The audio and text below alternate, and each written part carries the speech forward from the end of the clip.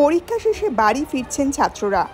কেউ গাড়ির দরজা খুলে জানলা দিয়ে ঝুলে, কেউ গাড়ির ফুট স্ট্যান্ডে দাঁড়িয়ে উদ্দাম নাচ করে চলেছে, আর সেই গাড়ি দুরন্ত গতিতে ছুটে চলেছে। মুর্শিদাবাদ জেলার কয়েকটি স্কুলের একাদশ দ্বাদশ শ্রেণীর ছাত্রদের এই কাণ্ড সমাজ মাধ্যমে ভাইরাল হতেই সমালোচনার ঝড় উঠেছে বিভিন্ন মহলে। অভিযোগ উঠেছে মুর্শিদাবাদ জেলার জঙ্গিপুর মহকুমার কয়েকটি স্কুলের একাদশ দ্বাদশ শ্রেণীর কিছু ছাত্র নিজেদের একাদশ এবং দ্বাদশ শ্রেণীর সেমিস্টার পরীক্ষা দিয়ে বাড়ি ফেরার সময় এই উচ্ছৃঙ্খল কাণ্ড ঘটিয়েছে।